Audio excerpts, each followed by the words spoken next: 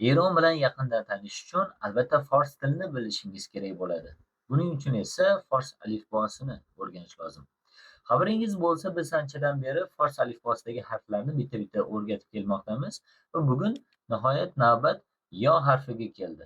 Bilasiz, fors arab alifbosi tartibida yo harfi oxirgi harfda, oxirgi qatorda turadi, lekin biz uni unli ifodalayotgani uchun sal avvalroq o'tishga qaror qildik.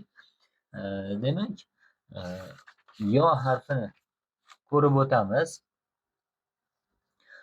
Ushbu harf y, i, i hamda o tovushlarini ifodalab keladi.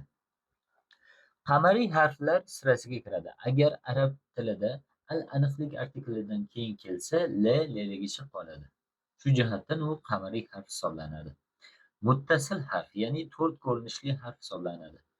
Yo harfi umuman qolgan harflardan shunisi bilan farq qiladiki, qolgan barcha o'tib kelayotgan harflarimiz, 4 ko'rinishli harflarimizning bir ko'rinishi ikkinchi ko'rinishiga o'xshaydi. Lekin aynan yo harfining har bir ko'rinishi umuman bir-birini takrorlamaydigan holatda bo'ladi. Xo'p, yozilishini oxirida ko'ramiz. Demak, bu eng murakkab harflardan hisoblanadi. Mana so'z va bo'g'in boshida y tovushini ifodalaydi. Qaranglar, yo harfi bilan boshlanyaptimi? Y deb aytamiz. Mana Yaman, yod, yor, YouTube.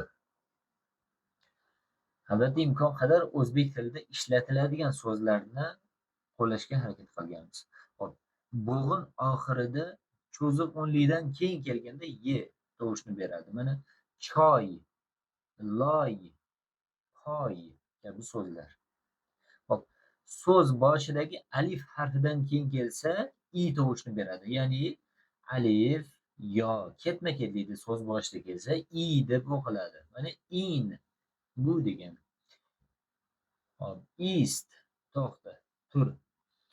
Ijod. Shu o'zbek tilidagi ijod so'zi. Iymon, iymon. O'zbek tilida ham iymon. Hop, davom etamiz. Bo'g'in tarkibida istalgan undoshdan keyin kelsa i deb o'qiladi.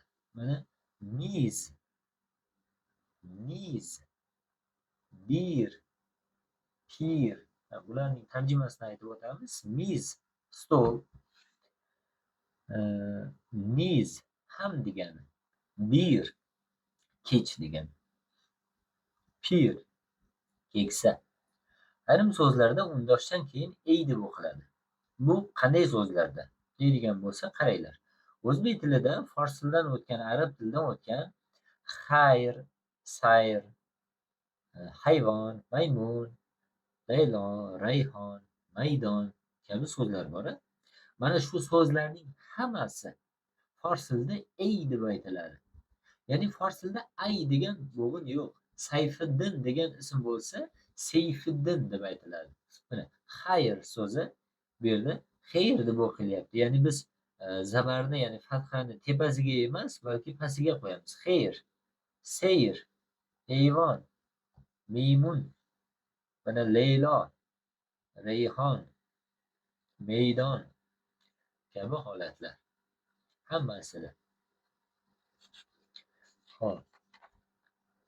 Endi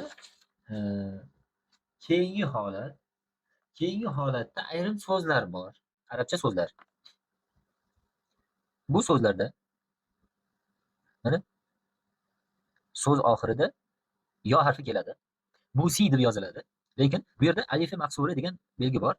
Qur'oniy so'zlar desak ham bo'ladi. Muso deb o'qiladi.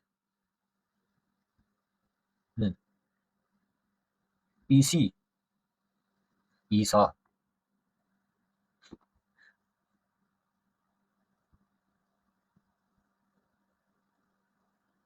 Mana mujtabi deb yoziladi. Mujtabo deb o'qiladi. Demak, bu holatlarda ma'lum bir so'zlarni biz yoddan bilishimiz kerak bo'ladi. Hatti deb yoziladi. Hatto deb o'qiymiz. Bu so'zlar ko'p emas. Mana Mustafi yoziladi, Mustafo o'qiladi. Shu kabi bir qator so'zlar bor arabchadan kirib kelgan. Shundayligicha yo harfi faqat so'z oxirida ayrim sanoqli so'zlardagina i deb o'qiladi. Endi bu harfning yozilishini ko'rishimiz kerak. Qaranglar, alifbodagi holati mana satr chizig'i bo'ladigan bo'lsa, alifboda mana shu holatda yozildi deylik. Alohida holat. Lekin so'z boshida qaranglar, nun, b, p, t, s larni so'z boshidagi shakliga o'xshaydi. Tagida ikkita nuqta bo'ladi.